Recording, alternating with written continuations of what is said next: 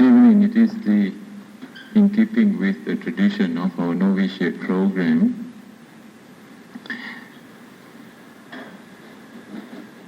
we normally invite speakers from our participants to talk and to give their testimonies as to what they have practiced, what they have studied, what they have learned. And we also give opportunities for the audience to question them. This is the training that they go through.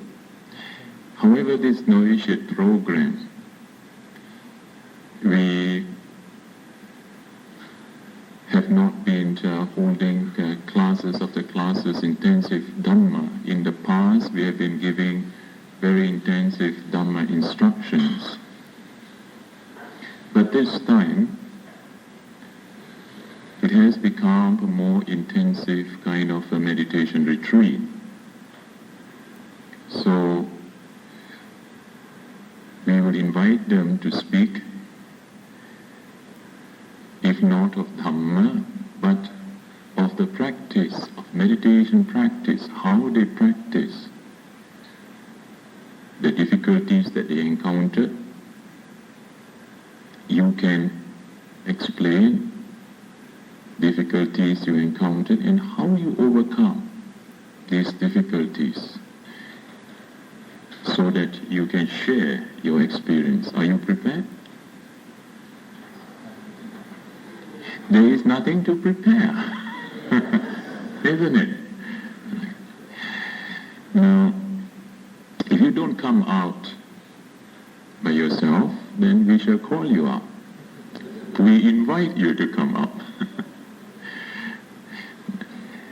Now, we would like to have participation from both the novices as well as the upasikas. Right? Okay. So, who would like to come up first? If you come up first, you have more to explain. You have something to talk. If you come out last, then everybody talked already. But however, your experiences would certainly be different. Don't you think so? No? Our audience, would you like to listen to them?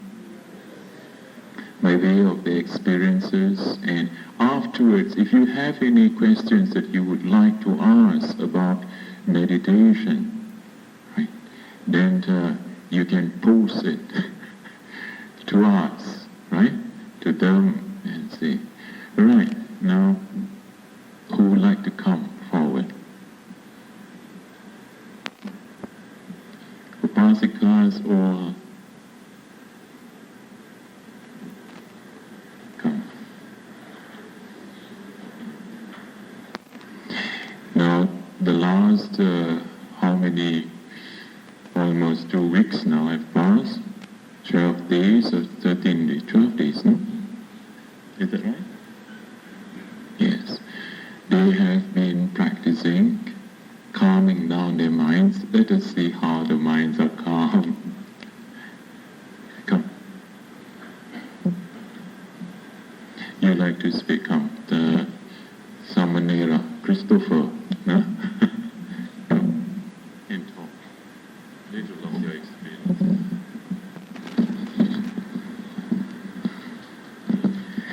Good evening, Venerable Mahinda, Sister Sumitra, novices and upasikas, and all audience. Coming here wasn't my idea in the first place, but my mom asked me to come here, but then yeah, my mom persuaded me to come, but then so why not try it out, and now I'm here, and I found out I've learned a lot. My mind's calmer. So any questions so far?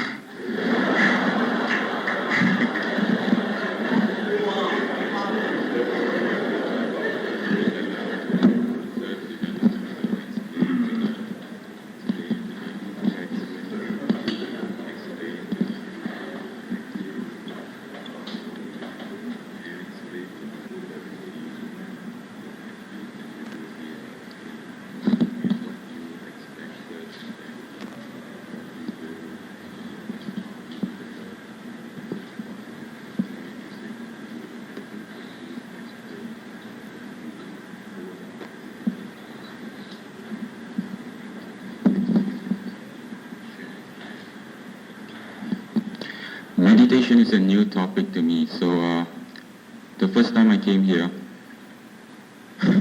I was like quite lost. So the first week in fact, I was just going on with other people, just hearing the talks. And after that, I find that I'm beginning to develop, and my mind began to develop to a higher stage.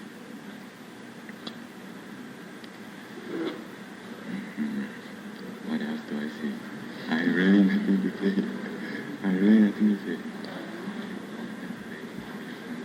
Okay.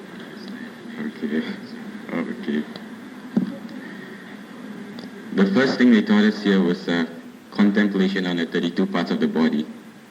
That is to make us realize how impure our body was.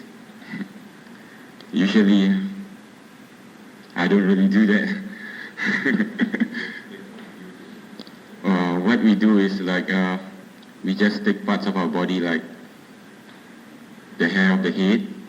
We imagine taking it out, putting it in front of us, trying to see how impure it is.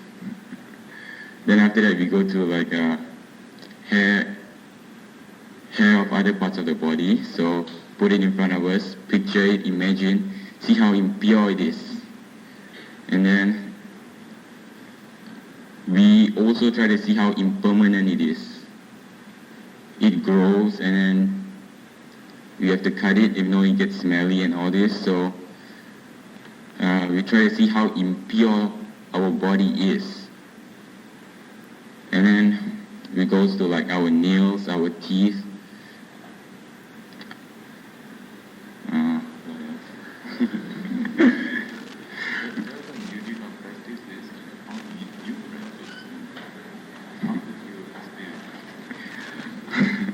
My experience on the 32 parts was, let me tell you my worst experience, okay? It's like the heart. Usually you don't see the heart as impure, so what you do is you just picture it in front of you, taking a knife, cutting it up into pieces, and see what's the results. So, and then if you want to see how impure it is, furthermore, take for instance your kidneys, cut it up, see what comes out of it. Try to imagine to smell it or something like that. Just imagine what you will really see out of your kidneys. And then once you begin to realize how impure your body is, then you will really realize the nature of your body. And that's what they're trying to teach us over here, that do not get attached to your body. And then after that, after usually doing the contemplation, we do metta, loving kindness. And they teach us here how to send loving kindness to all human beings. That's the north, south, east, west, above and below. Well, it's not only human beings, it's all living beings. And then after that, we go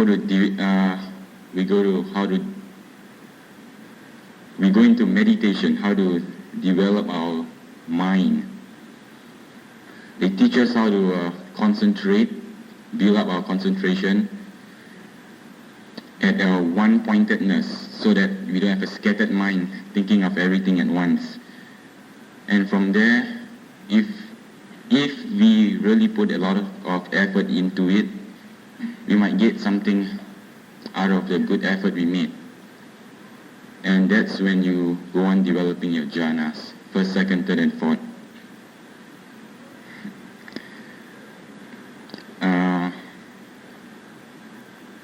Besides that, what we do every day is we wake up early in the morning about 5 o'clock, and then we come down for prayers, and then we listen to Dharma talks. We are very fortunate to have a Venerable Amata Gavisi to help us and to guide us in our meditation. A lot of tips were given, and it was pretty good. By now, most of us should have had enough experience in meditation.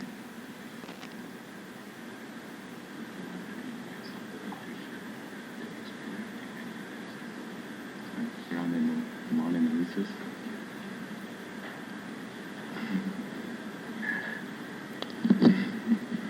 Any novices want to come up next?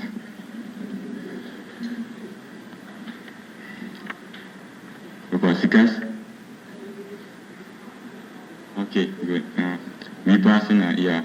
After developing our jhanas, we will go next to Vipassana, which is insight knowledge. Explain the practice of Vipassana.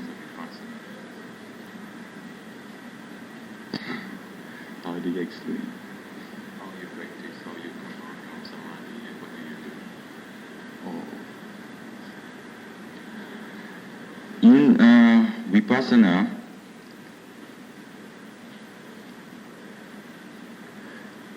is insight knowledge which enables you to see the true nature of the thing. For instance, when we look at an object, we look at this as impermanence. It is subjected to constant change. It is it not so? It is unsatisfactory and it has no self.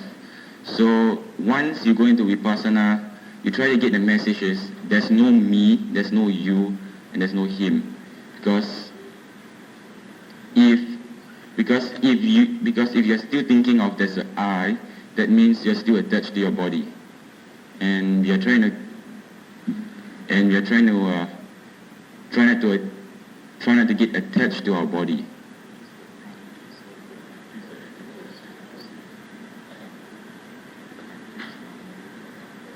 We practice nama rupa, that is mind and body, and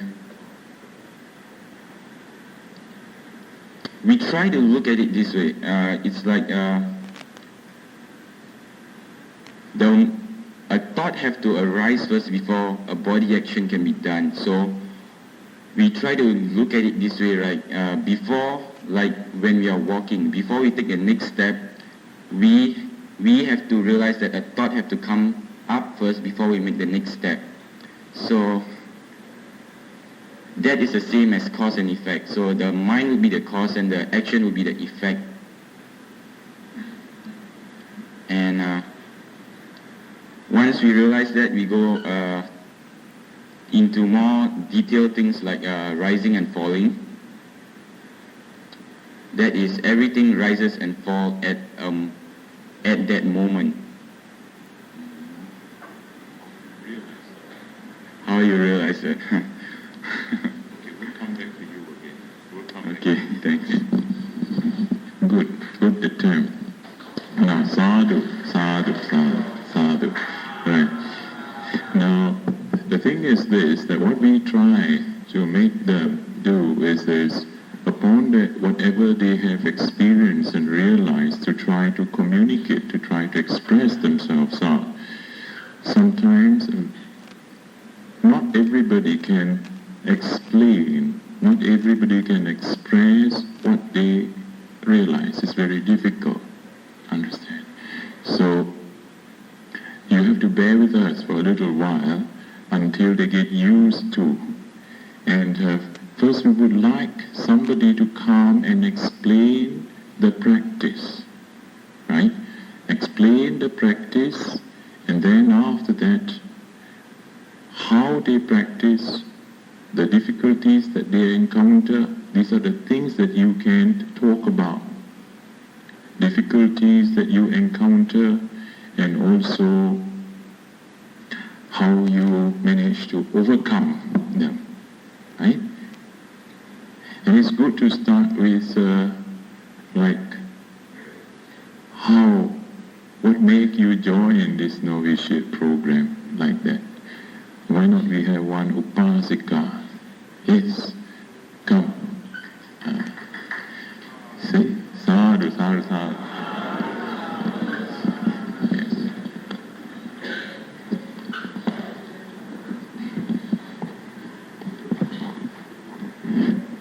Dharma Mahinda.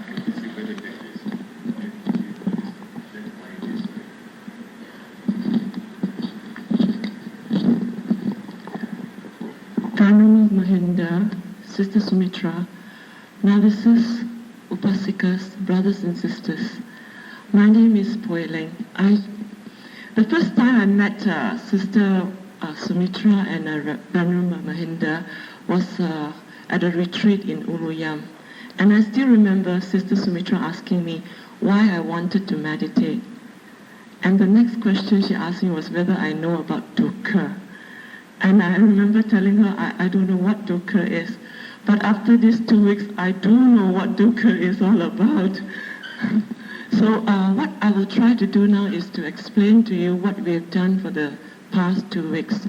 I think the first thing that we had to do is to learn concentration, to come to one-pointedness, and then after that we were given instructions to go further into the first jhana, the second jhana, the third jhana, and then the fourth jhana. And let me tell you, we are very glad that there's only 4 jhanas and not more than that. But and there are more than that, Reverend Mahinda says, but we are glad that there's only that 4 that we have to do, because, boy, it was really very difficult, from one to the other. When all of us came, we were all very excited and we wanted to get into these 4 jhanas very fast, So every time we get a slight progress, we run to Sister and say, hey, I've seen this. And Sister say, no, you have to practice some more. You have to be more patient, So it was a real struggle. At least for me, it was a real struggle. The 4 jhanas was a real struggle. And for some, it was easier, for some more difficult. And for some that has not done the 4 jhanas, I think that they have made a good effort to build the foundation for further practice later on. And then the next step, after we've done the 4 jhanas, our mind is pretty stable, and we have to go on to the vipassana practice. The first thing I remember that I was asked to do was to look for nama, rupa, and then cause and effect. So, I've been to Dharma classes, so I know what nama is. Nama is the mind. And what rupa is the, the 4 elements, what we see, what we, our body. And I thought, what is this nama and rupa? So I went around the whole compound, looking at everything and say, rupa, nama, nama, rupa, rupa, nama. And finally it came to me that what I see is rupa, and what actually sees it is the mind, and that is the nama. And it stops at that, no more thoughts. After that is no more thoughts. It's just rupa and nama. The thoughts just stop at that. And then after that, it was the cause and effect. And I went around sitting and then listening and looking. And then I heard a car passing by. And when the car passed by, I could see that the noise of the car was the cause, and the effect was my head turned to listen to the car. So that was, for me, cause and effect. And the next thing was the rising and falling. That was pretty difficult for me. I had to go around for about 1 day looking for rising and falling. Though the signs were all there, I couldn't read it. So Sister Sumitra was asking me, you saw it, did you see anything else? Did you realize anything? I said, no, I just saw, something rise and fall, but I haven't really realized it. In fact, I had a pretty frightening experience. I remember running down to Reverend Mahinda, telling him that I saw myself, my own image in a mirror, and the mirror my own image sort of like moving back and forth, and that really frightened me. But I think my own body was trying to tell me that it is all impermanent, that all of us are rising and falling, and we are all impermanent. That was what I realized. After that, we went on to the next step is we had to silence our mind. We have to make sure that our minds we don't let our thoughts run. And that is the most difficult experience I had. it was at that moment we realized that we are not here to attain anything, but we are here to let go. We are here to let go our delusions of the self, our attachment to our jobs, to our ideas, to our concepts. So it was a process of letting go. When we first came, I had the wrong conception that I come here to try to achieve, to attain something. It wasn't that. I realize now that it is a whole process of letting go. It's just a process of letting go. Thank you very much.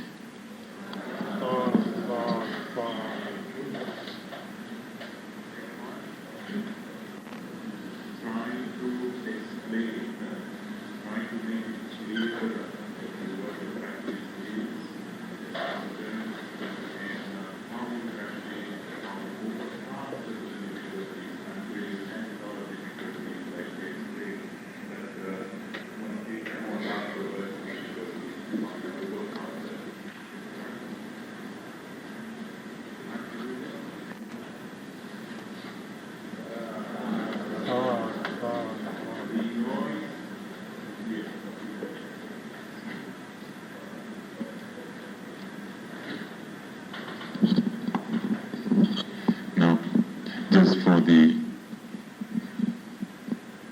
information of those who have come and not understanding the meaning of sadhu. When you say sadhu, it's a term of rejoicing, right? Now we are inviting these novices, upasikas to come to try to share their experiences, what they have had during the past almost 2 weeks or 12 days. Then, so when they come up, we say sadhu, sadhu, sadhu. Nah? They say good, rejoice, excellent, excellent, excellent, nah? Like that. Okay? Now, I know, but Samanera? Dhammisara, Samanera Dhammisara from Ipoh, right?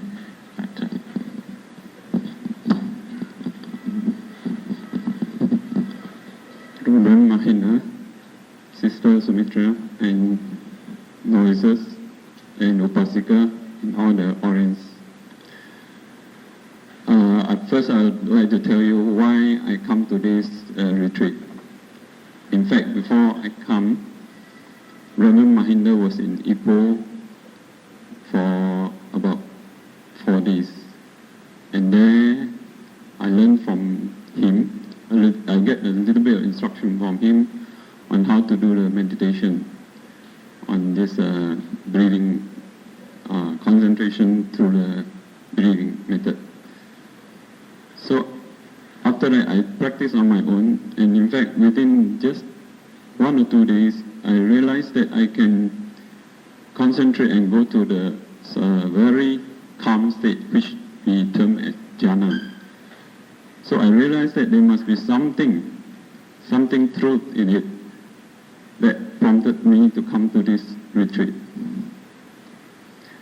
But the method that I used early on was quite haphazard because I didn't really follow instruction, and probably because I'm too eager to realize what is the next step after the first jhana. So probably I didn't go through the first jhana repeatedly many times enough. So I just go in first jhana, then second jhana, and third jhana. And in fact, after I come here, I find that the jhana that I went in fact, is the second jhana, it's not the first jhana, which takes me some time to correct when I come over here. Well, first I will start from the very beginning that we are instructed to do the body parts, the 32 parts of the body, which for me, initially for the first few days, I don't see anything disgusting about the body. In fact, I quite like my body. And later on one day, I saw one of my roommates, when they stand up, with the sarong a bit higher, and I see his legs. It's full of all the body's hair, the curly hair. And I started to think and started to look at my own hair of the legs. I see that it is not that pretty after all. Then I start to think deeply that where the thing that strikes me the most is intestine. It's a big, what do you call it, the large intestine. Yeah. Where I imagine if I to open it up and I can see all the undigested food and as well as the feces around there.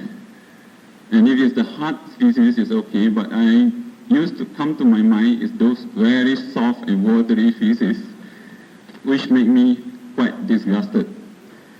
And the next thing I realized as I started to contemplate more, I started to realize that I have so many dead objects on my own body. Like for example, my hair, my fingernails, my teeth, and a certain part of the bone. They are practically dead objects. The hair that grow on our body, which every day we look into the mirror and we try to comb and make it so nice. And if you really look into it, you find that it is essentially the dead object. It's only the end of the hair which is still alive. The rest are all dead. So I was start wondering why we spend so much time on the dead body, right? And also I realized that even though we are still alive, certain part of our body already are dead. So from there, you find that the attachment to the body started to wane off, started to decrease. And the effect is, this helped us to reduce quite a lot of pain during our meditation sitting. Initially, when I come over, probably I can only sit about half an hour, the most. I feel very painful. I have to move about or I have to get out.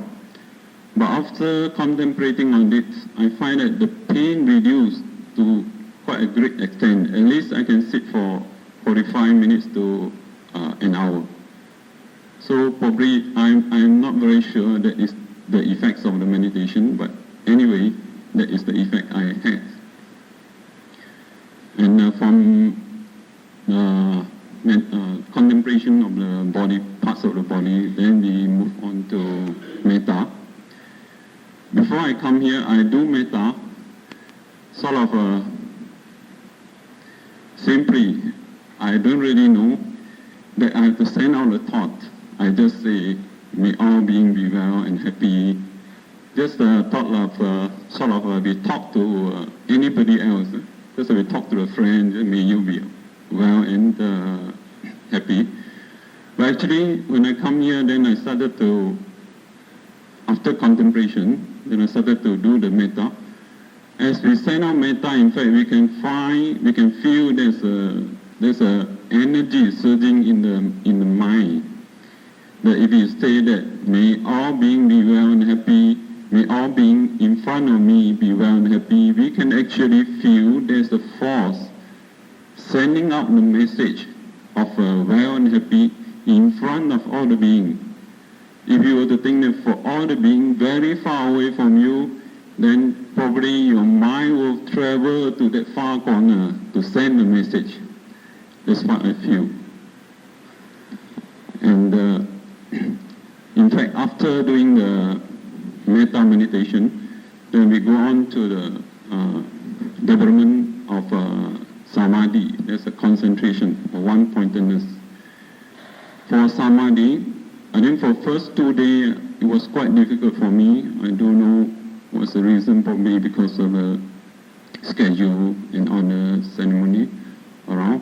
So probably I can't concentrate much. In fact, I have done that a little bit just before I come, but the methods I use are not systematic. I just bend in the jhana whenever I like and I come out. But when I come over here, I have to follow first jhana, for 5 minutes, and then I come out. Then go in for another 5 minutes, then come out again. 5 minutes, come out again, and later on maybe I go in and stay for 10 minutes, then come out. After we have mastered the first jhana, then we went on to the second jhana. On the first jhana, if we can stay on the first jhana for 10 to 15 minutes, then we move on to the second jhana. And the second jhana, we will stay there again, we do the same thing, 5 minutes, then come out to the first jhana, then go back to the normal level, then go up again. So we have to repeat it for quite some time. And in fact, in the second jhana, during one of the meditation periods I did it for the second jhana, I forgot to tell myself that I'm going to go in the second jhana for only 10 minutes. I forgot. So I just stay there, and when I wake up, it's already 1 hour. So I was in that second state for 1 hour without realizing it. Because for the second jhana, when you go in, actually, there's no pain at all. Completely no pain. But the moment I get out from the jhana, I cannot move, but because my neck was numb. Because I don't realize that I have been in it for an hour. Then after this experience, the subsequent days, I had problem of getting into even the first jhana. That I struggle for the whole day, which can't even get into the first jhana. And then I have to go and approach the Venerable Amata for help.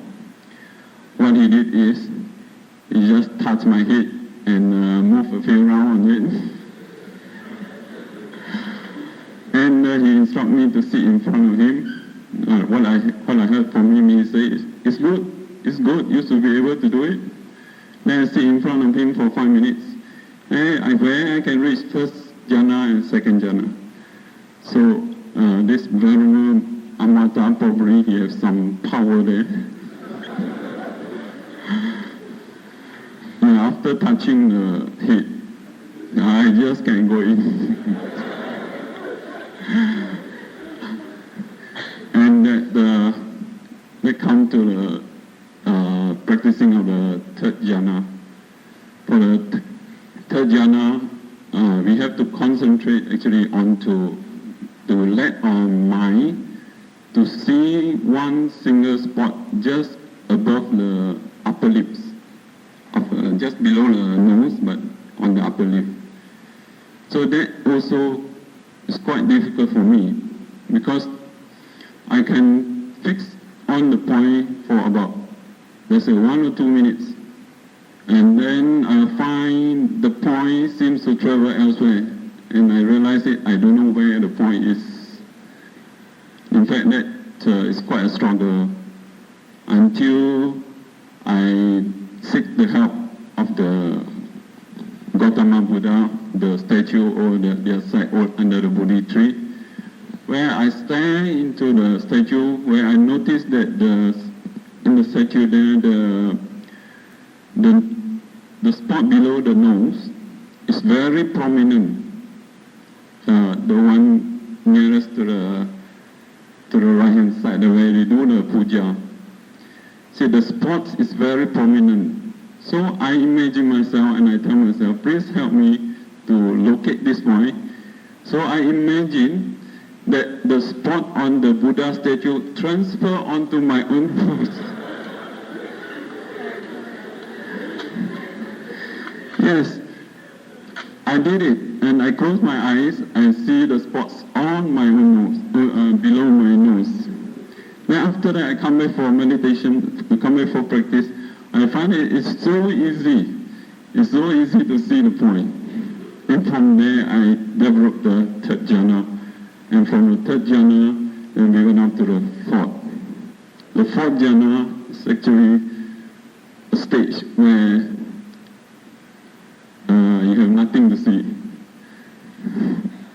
It probably is, there's nothing there. You don't even realize your body exists. So there's an experience which make you realize that what Buddha have taught is nothing but the truth. Because just imagine yourself sitting there and suddenly realize that you are aware you are there, but you don't see your body. You don't feel your body. You don't even feel your breath. You are just there. Where? I don't know where also. I just realized that I'm there, but without a body. So that is the jhana we practice.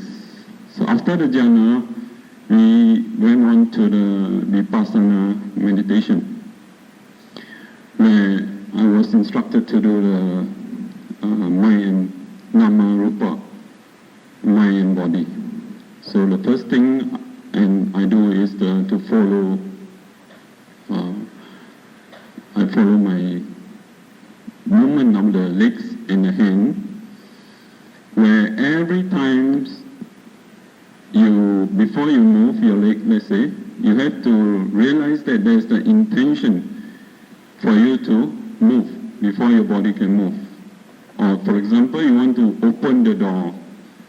You have to realize that there's an intention to instruct your hand to move before your hand can move. But initially, you'll find that is very difficult. Because it's always after opening the door that I realized that my mind instructed it. And to follow the footstep, that we do, we lift up the legs and we move. That also is quite difficult for me. So probably some of my friends here will notice me. Sometimes I walk very fast, sometimes I slow down, sometimes I stop, sometimes I move backwards. Well, anyways, to move backwards is a very clear way for me to see the mind is instructing the body to do something. Probably when you move, we are not used to moving forward, backwards. So if you want to move backward, you will notice that there is something giving instruction for you to move backward before your leg can move. So from there, then I realized that our forward movement, that we move forward so easily, is because of our habit. We are so used to moving forward, but we are not used to moving backward. So when you move backward, you can see there is some instruction given to your legs to lift up and move backward. Now, the dear audience, you can practice it, you can try it out. But if you move forward, it's very difficult. Initially, it's very difficult. But after you get used to it, then you find that it will be quite easy. In the sense that your mind probably something like stick onto your legs. So the moment you move fast, your mind will follow very fast. Your mind will be fast, react fast. Then you realize that there's something instructing you to move. So there's the mind and body aspect of it. Then we have the cause and effects. The cause and effect. In fact, what I heard about the cause and effects is the crying of the crow around here. There's so many crows around here. So I just close my eyes and the sound will come to you. Straight away you realize that the sound arises and falling off. The sound is the cause, the effect is the hearing that we have. That is the cause and effects that I practice. And mind and body also, as we practice more, you realize that every movement you're doing is cause and effects. In fact, when you're eating, every moment of your eating process is cause and effects. The first is your hand have to go and take the food. So the instruction is given by the mind for the hand to move and take the food. And lift it up, put in your mouth. And your mind have to give instruction to the mouth to chew the food. So every movement up and down of your jaws is actually instructed by the mind. So that's the experience I have for the mind and body. And from the mind and body, let me go to rising and falling. The rising and falling. Rising and fallings which I practice, the method I use is I use the leg, I look at the motion of the legs lifting out, then going down. So it's rising and then falling, rising and falling. And after practice for some times, you realize that every movement that you make is actually rising and falling. Like for example, you are lifting up your hand. You're lifting up your hand from the very bottom that you start lifting your hand. The rising and falling keeps happening all the time. Like for example, you lift up from 1 inch from the floor. There's rising and falling. Then you move up to the second inches. It's rising and falling also. The first inches already passed away. So that every moment you move up from the floor level to this level, let's say, is already millions of rising and fallings happening there. So that that applies to every other parts of the body. That is the rising and falling. So after you have developed this to sufficient time, you start to realize that everything, you look at everything is rising and falling, rising and falling. Until one day I sat on the chair and I heard those sound. Those construction workers are doing some constructing work and they're chiseling something. In fact, they're quite fast. The chiseling sound are quite fast. But somehow it strikes me that because I'm in Chinese educator, so I use the word sen si. It means rise is actually birth. I use sen. And then the other one, the passing away, is actually dead. Because if I use English word, it takes some time, it's longer time. Rising, falling, it's quite difficult. The times is long. If I use the Mandarin word, it's just sen si. See, the time is shortened by half. And that enables me to hear the rising and falling of the chiseling sound on the construction site. It's very fast. So I just repeat, sen si, sen si, sen si, sen si. And I sit there, and suddenly I find that something inside me start to rise. Some force inside me start to rise. And it keep on rising, and then it stops somewhere. So after that, I have an interview with Reverend Mahinda. He told me to observe it. So the second time I come back, I sit down and observe the things. I think the force, instead of actually, Venerable Mahinda instructed me to see whether the force will also be sen si, or rising and falling or not. But when I sit down, I find that the force doesn't die. It doesn't go down. It keeps on rising. It keeps rising and rising and rising and come up from the head, from the top of the head. And suddenly, the next moment, you feel that you experience something that you never experienced for my past 40 years. I experienced some things that happened, some feelings that I never experienced before.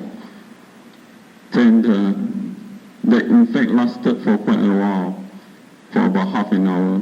Then after that I went back to Reverend Mahinda, and he instructed me to do other things. Right? So that is the feelings. Until you have to tell yourself that I want to stop experiencing this feeling. Otherwise, this feeling will keep on coming to you. So we have to stop, make a wish to stop with that feelings. Now after that, we went on to the next step. That is the silencing of the mind, which I'm still struggling with it. I haven't finished. Yeah. So that's my experience. Thank you.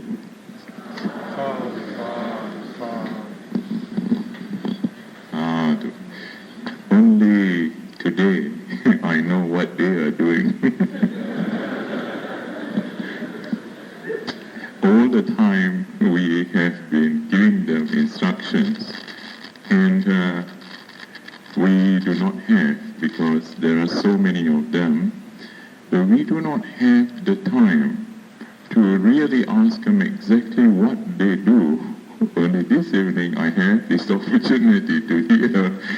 They take this instruction and they did some concoction. You have heard from the young novice what he did. We tell them to go observe the different parts of the body as prescribed in the formula, in a very standard formula, 32 parts of the body. Starting from the hair of the head, visualize the hair of the head, observe it as if it's in front of you, and then contemplate on it. Contemplate on this hair of the head and see. Once you will contemplate and observe it, if you remove the hair from your scalp and place it before you, in front of you, you will find that it's not so beautiful anymore. It is just like some long strings and threads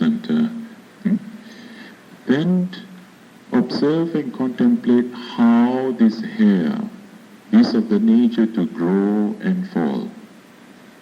Grow and fall. How much of your hair has fallen off? And what is this hair? It is just elements, earth elements. How much of your hair has already fallen from the time you were born until now? Where is your hair? All the hair that has grown has gone down somewhere, isn't it? Are the hair yours? Absolutely. Are you the absolute owner of that hair? No. And if you contemplate a little longer, if you don't wash, sometimes you don't wash your hair for a few days, what happens? Dirt.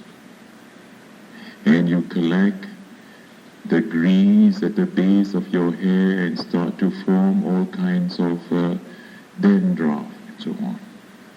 This is how you see the impurities, the loathsomeness, the unclean nature of the body. Trying to see at least one part of the body. After you are able to observe this manner, you proceed to another part of the body, such as the hair of the body on other parts of the body, and observe its nature. Visualize it in front of you. Now, it's a very interesting thing what the other novice had said, how he observed it. Everyone, each one of them, each one of us, when we practice, we will take certain instructions, but how we practice it, we will not practice exactly as instructed. We are bound to move a little bit.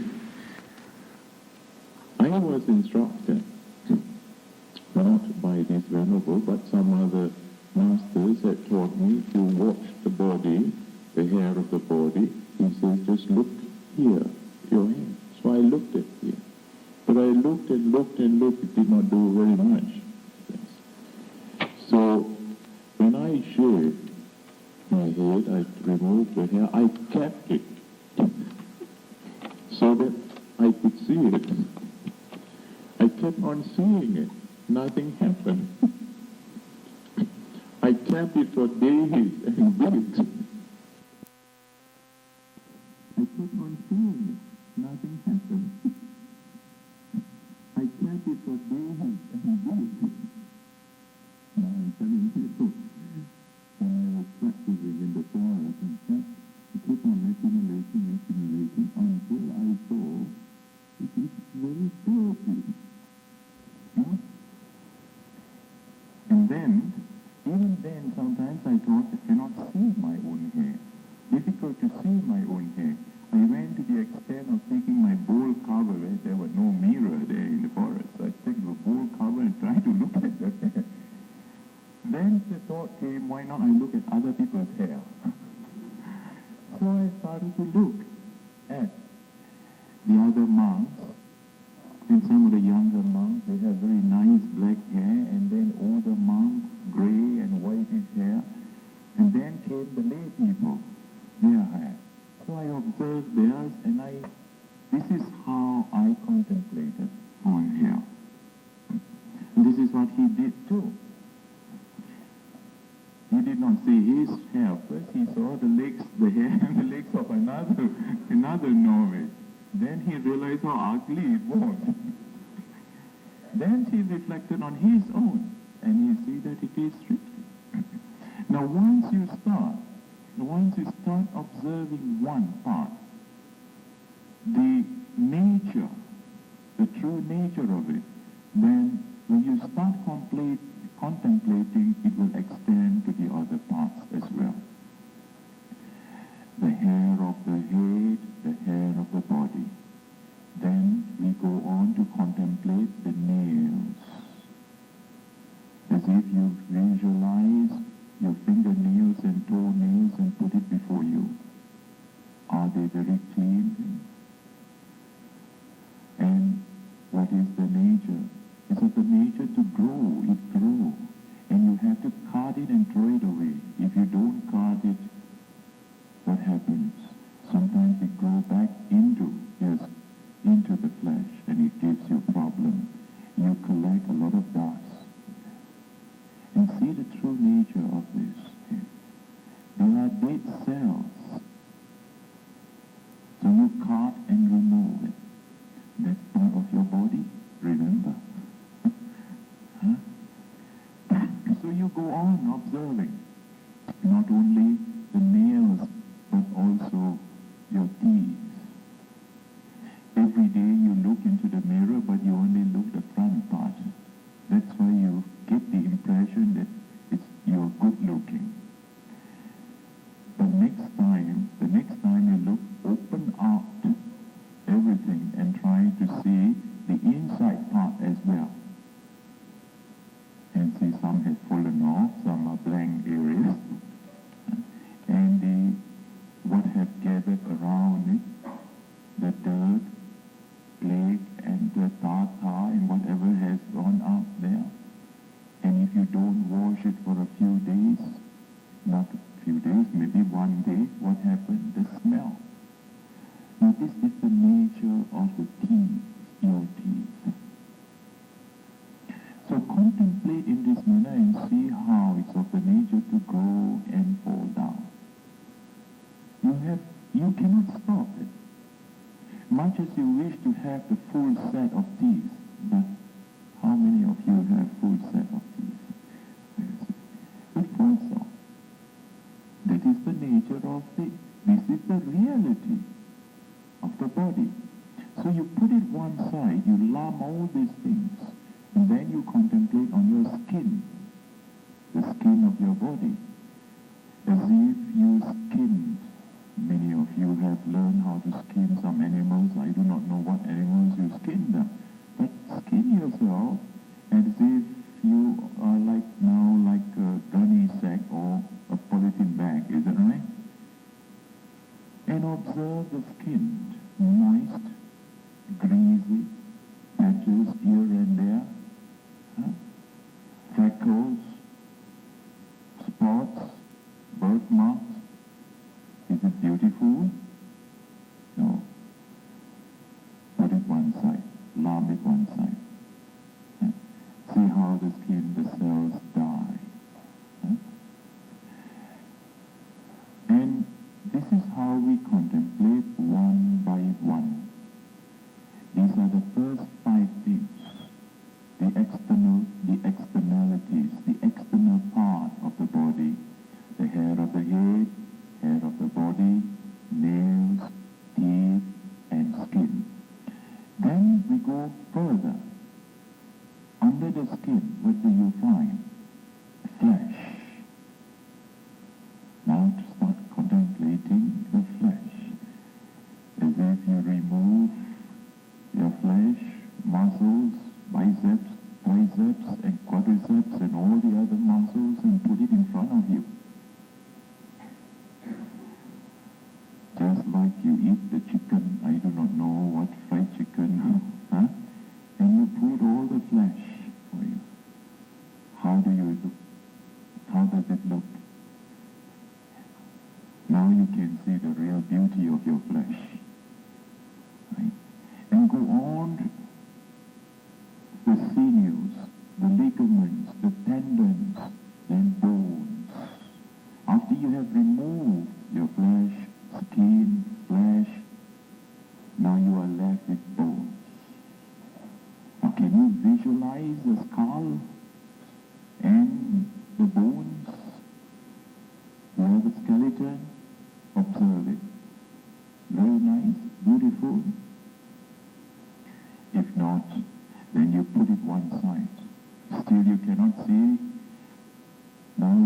remove the bone marrow and put it another side and visualize and see it.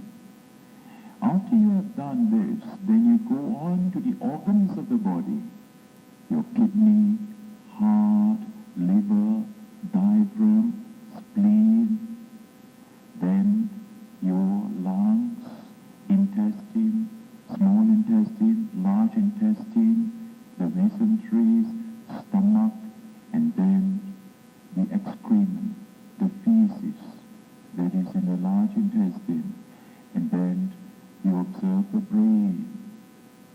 Then you go on from the solid parts to observe the liquid parts of the body, bile, phlegm, and blood, pus, cells in your body, then the sweat, the saliva, the grease, your urine. Observe these different parts and see. Lump them up before you, put them before you, and then watch and observe. This is how. This is a training of the mind. This is a contemplation by which the mind begins to see. We train the mind to see the reality of the body by analyzing this body into its different parts. However, although the formula is 32 parts, we tell them, whichever part that appears clear to you, some parts you may not understand what it is about, then leave it out. Those parts that are clear to you, you do that more. So that is how it has resulted from the novice experience. Instead of going all the 32 parts, he took out his heart, obviously the most important one, took out his heart. Instead of looking at that, could not see the disgusting nature. So in his mind, he took a knife and cut it into pieces and saw the blood oozing out and all that. Then he started to see disgusting nature. So he goes on to see the other parts. Now that is his method, that is his way. Whichever way you see it. But so that the mind, as long as the effect is this, that the mind begins to see this nature of the body. Once the mind sees the true nature, that it is changing. It is not satisfactory. There is no beauty in it. And it is only constantly growing and dying. Then the mind will become more detached. It will not totally detach immediately, but becomes less attached to the body. Once you are less attached to the body, then those thoughts, the habitual thoughts of clinging to body, that is how we reduce the sensual desires in the mind. We reduce the arising of sensual desires, of clinging to the body. And also, sometimes you feel the pain and you have fear. Why? Because it's attachment to the body. But once you begin to realize that, and your mind is detached from the body, then pain also does not matter. You can take it, you can accept it, you can observe the feeling just as a feeling phenomena. The body is not yours, like that. So this is how this contemplation leads to. The importance of this contemplation is to reduce the tendencies of clinging to body. And it is this deep attachment, deep-rooted attachment to your body that has resulted you to be born with a body. Right? In this samsaric existence, beings are born and have their bodies, different shape, different size, different colors. Why? What is the reason? What is the cause? Because of what? Karma. Yes, because of karma. Because of the karmic tendencies, because of your action, through your thought, your speech and action. Every moment do you realize that you are molding your body that you possess, they are past karma. They are result of the past karma. In other words, whatever actions that you have done by way of thought, by way of speech, and by way of body action, that this is what you have, you are the result of this action. This body, this framework, this is what. Don't blame your father and mother for having a flat nose, or you know, it is because that is how there is an art of studying your face. What do you call that? Physiognomy. Is that right? Physiognomy. By studying the face, you can understand the character to a certain extent of the person. Not only the face, certain parts of your head, face, your ears, your eyes, your nose. It tells a certain story about what you have done and what your tendencies are. Right? So this is karma. And when you realize this, so if you want to be beautiful, if you want to be handsome, you know what to do. How? What to do? Yes. Stop pulling long faces. Stop making faces at others. And start smiling. Then your muscles will be more relaxed. Right? And sending out, practice metta, loving kindness, as you say. This loving kindness will make you become more radiant. So this practice of the 32 parts of the body is for you to realize, for your mind to realize the true nature of your body. Afterwards, in case you have developed it to that extent that you have certain aversion for the body, then we advise you to complement this practice with metta or loving kindness. So now you start radiating loving kindness with first you start within you. That may this being, may this body be well, be happy, be healthy, be free from sufferings, free from sickness, right?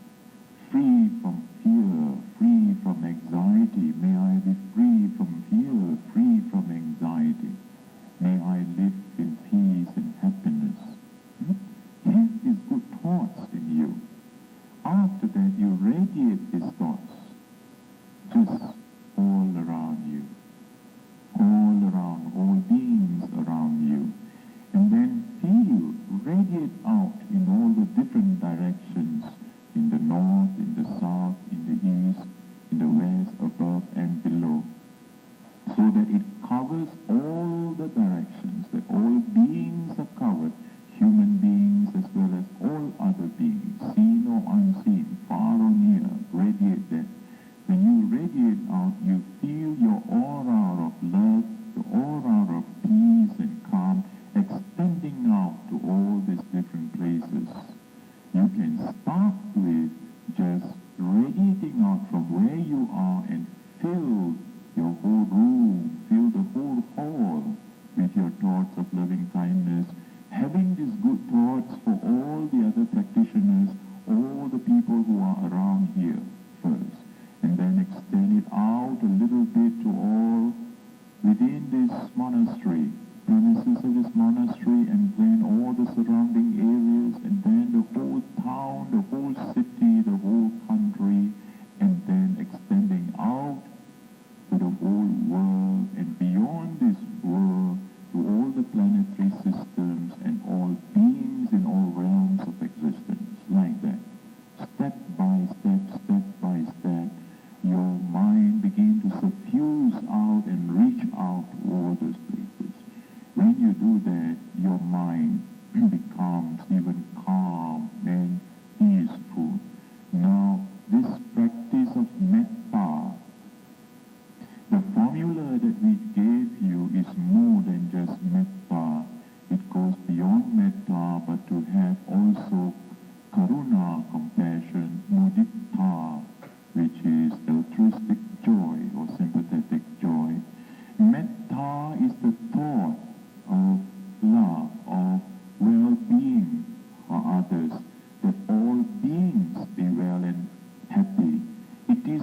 wish. It's a wish for others, for all beings to be well, to be happy. That is it's a thought. That is metta. And then karuna is the thought of compassion. The thought which you direct towards some beings who are less fortunate than you are, who are suffering, and you wish that they be free from suffering. Anyone who is ill, free from that illness, free who are into grief and sorrow, be they be free from sorrow, free from grief, like that. And a wish for others to succeed, to progress in their practice, that is one of mudita, one of you share the joys, the happiness of others. You overcome jealousy, envy. Now, this practice helps you. The force of metta alone helps you to reduce the tendencies of anger, tendencies of aversion, when you wish yourself well and happy. In fact, it is a practice when to do it, when your mind is well, when your mind is happy, you build up this thought force, that this body, this being, be well, be happy, and feel a sense of well-being and happiness. And naturally from within, you will just radiate out. Then, when it happens, after you have developed these tendencies again and again, and it becomes a habit in you, as soon as you get angry, as soon as you get upset, your mind naturally brings out this thought, may I be well, may I be happy, free from anger, free from enmity, free from grudge. Then your mind is free from that. Anytime you have worries, anxieties, the thought which you have so implanted, impressed again and again in your mind will just flow out and says, may I be free from this anxiety, free from fear, like that. This is how you use the mind and free yourself from these tendencies, defiling tendencies of anger. So metta is the practice whereby you reduce anger, aversion. And then, of course, as a combination of that, we have also karuna, compassion, to wish others free from suffering. It helps you to reduce your cruel tendencies. Sometimes you have some wicked, cunning thoughts, that when you are angry, you wish harm for others. So that thought, and as you fill your minds with this karuna, wishing others suffering, you would find it would become difficult for you after your novitiate program to go out to take catapults and to shoot birds and other things. Because the thought suddenly will realize that may you be well and happy. And how can you shoot them anymore? So this is hard. This kind of contemplation helps to transform your whole being. So these two practices, we instruct the yogis, the practitioners, first to practice this and reduce the tendencies of craving, of sensual desire, and reduce the tendencies of aversion to a certain extent. After which, then your mind becomes relatively more steady. Then you focus your attention on the breathing in and out. Watch your breath in and out at the most conspicuous point, which is just above your upper lip, just below the septum. And just observe the breath as if the breath goes in and out, and breathe in normally. And if the breath becomes very subtle, you cannot feel the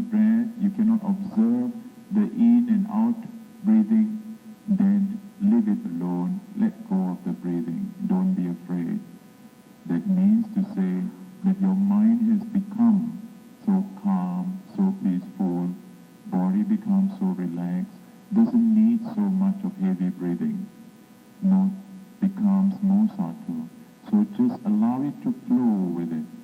Then, but keeping your mind at that one spot, at that one area where your mind is so applied, the attention at, then if there is any breathing that comes, then just observe the breath again, in and out, in and out.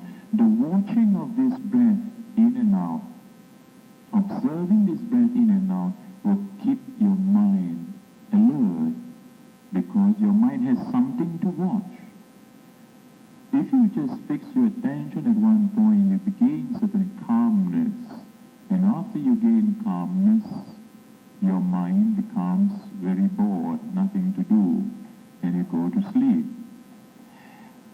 Now you have certain thing to watch the breath, and you are alert, and you watch the breath. It is what you call sustaining your attention at that spot, watching the breath in and out.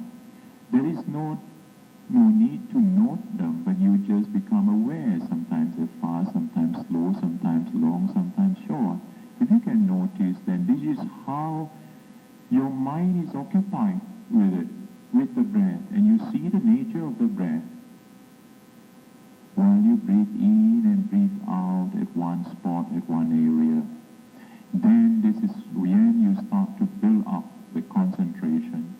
As soon as you begin to build up the concentration at that point, naturally that energy, the mental energy which is concentrated there, must naturally develop. How does it develop? It develops in an upward vertical direction.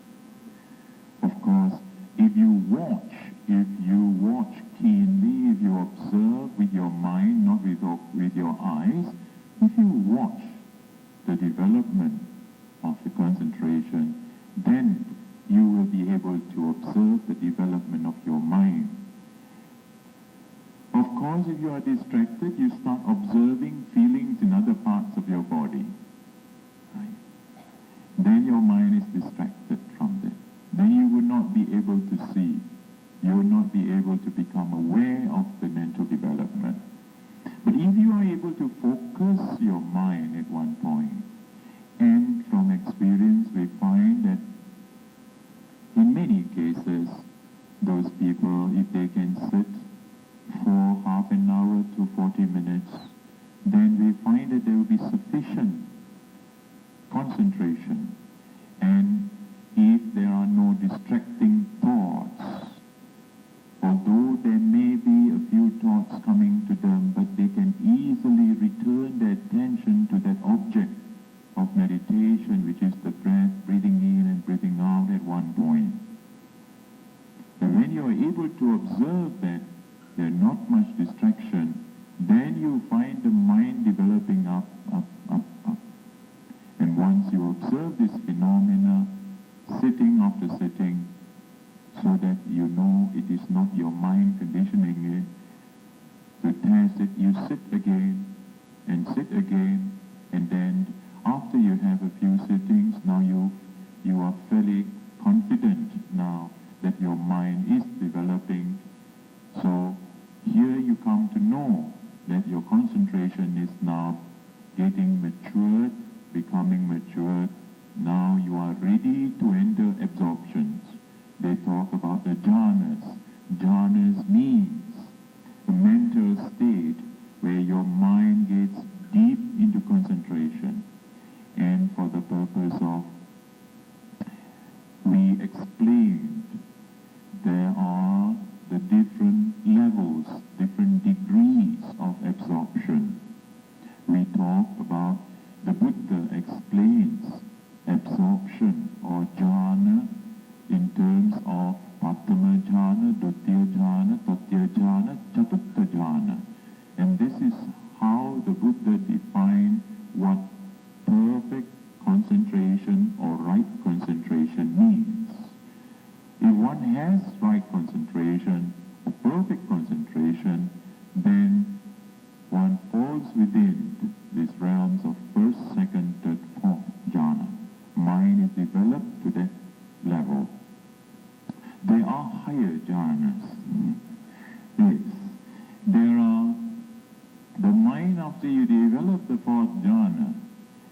naturally, if you stay a longer period, it will naturally develop to the 5th, 6th, 7th, up to the 8th, and there is also a 9th jhana. But we call the 4 jhanas as Rupa jhana. Rupa jhana, Rupa means form.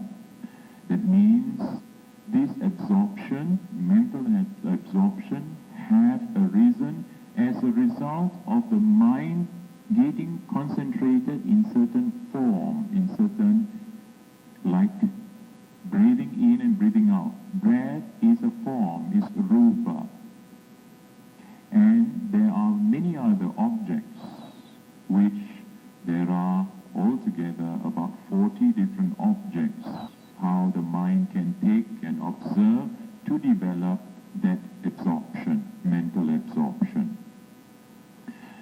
But after we develop the mind, this Rupa jhana, the next step is the mind goes on to develop what you call Arupa jhana. Arupa jhana is where your mind gets absorbed in formlessness, such as what? Space. Space is formless, right? There is no form in space. Space is formless. So the mind can be conditioned to just spread out in space, and infinite space, akasa. Then consciousness, infinite consciousness, there is no form in that. Then the sphere of nothingness, and neither perception nor non-perception. These are the higher jhanas, or the Arupa jhanas. But these jhanas are all conditioned states of mind, just as even the 4 jhanas are also conditioned. But for the purpose of developing insight, for the purpose of developing wisdom, to penetrate in order to understand the realities of life, the reality of the world around us, we do not need to go up to that higher jhanas.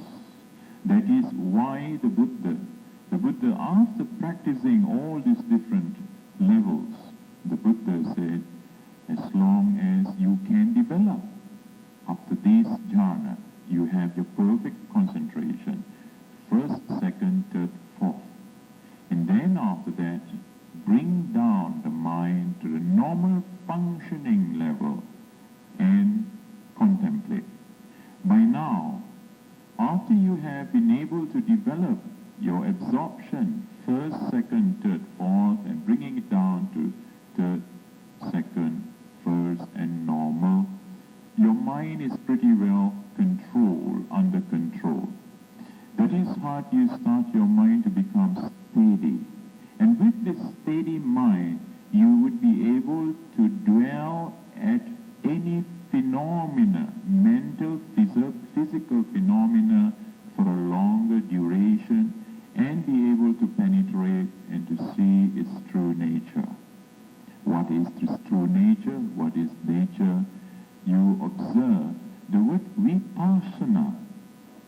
Vipassana comes from this word passati. Passati means to see, to observe.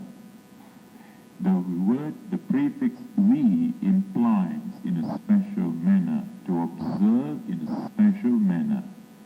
What special manner? To observe in terms of characteristics of anicca, or impermanence, or change. Therefore, you train the mind now, after you have developed the absorption and bring down your mind to normal functioning mind, you train the mind to observe every phenomena, be it mental or physical, in its true nature of anicca, of change. How do you observe this? Rising and falling. How do you observe rising and falling? What is it that rise and fall? Before you observe phenomena rising and falling, you must understand this mental and physical phenomena. So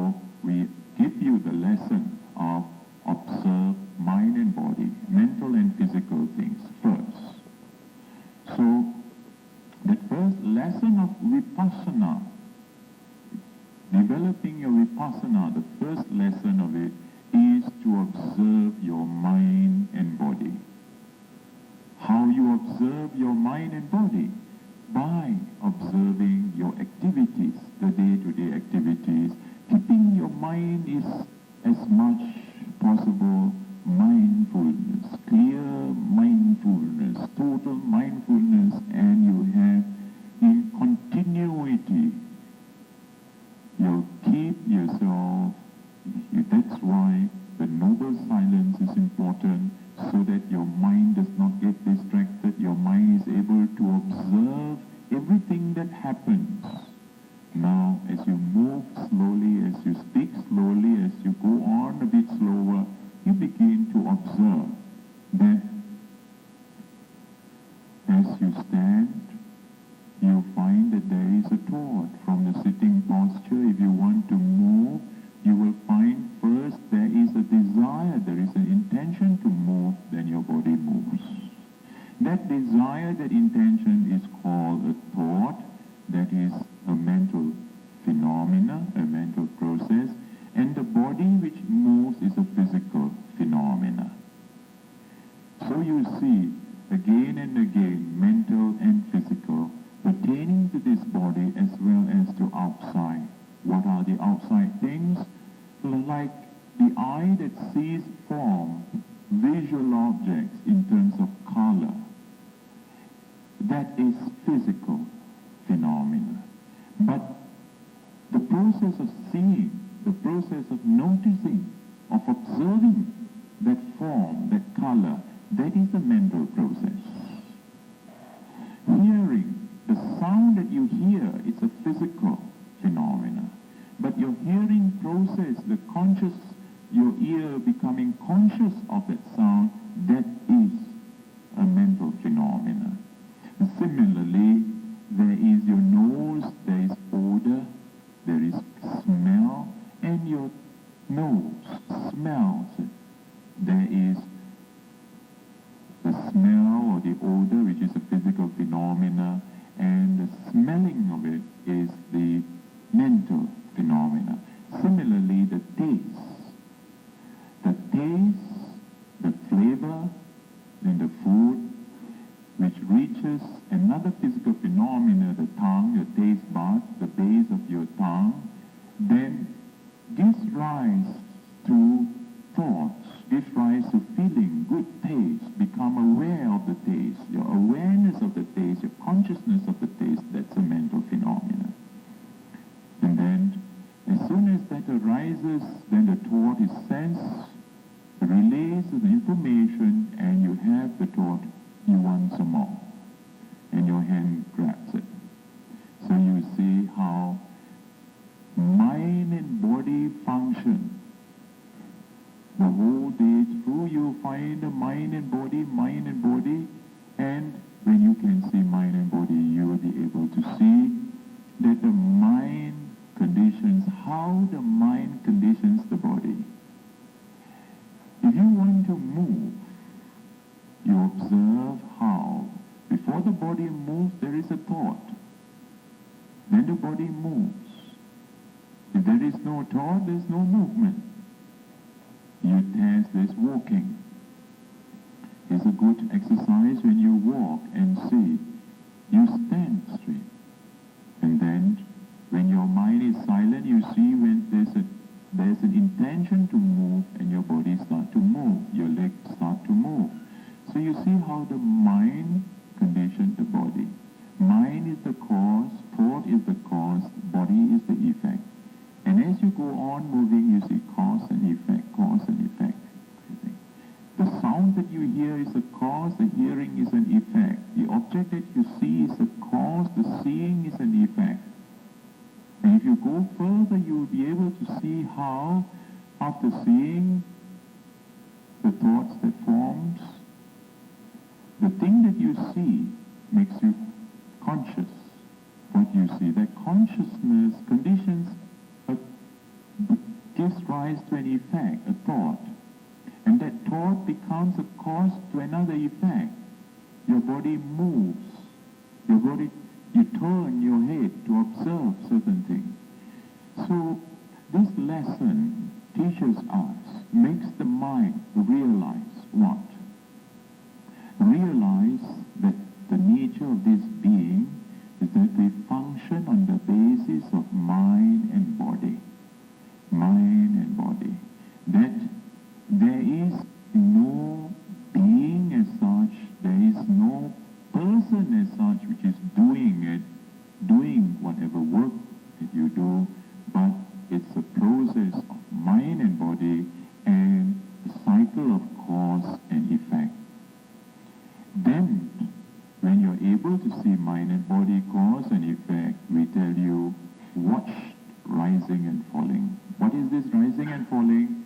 See how the thought that has arisen, the intention to move, the thought rise and fall, and your movement also rise and fall. Everything is rising and falling. This is how you develop your mind to see the true nature of things in terms of anicca. That's what we call the vipassana practice. This vipassana practice is when your mind actively observes the phenomena of mind and body in terms of anicca, in terms of change. And when you observe change, you observe the unsatisfactory nature, and that you will begin to realize that as a quality of change, you find that there is nothing, there is no permanent entity as such that you can cling to, what you term as the self. There is no I, there is no mind that can you cling to.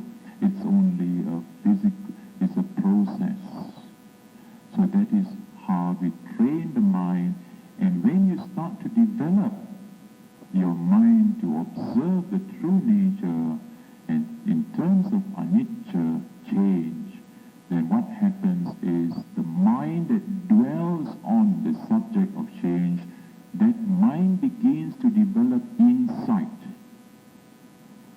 wisdom to understand the reality of life, change.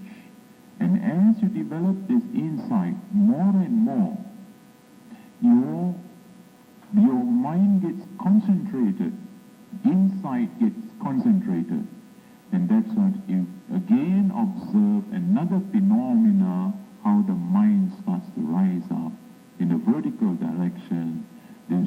This time there's an inward movement of the mind, and you find how when the mind gets fished up to a high level of vipassana, we call that vipassana samadhi, as we differentiate from the samatha samadhi, where you develop the first, second, third, fourth jhana.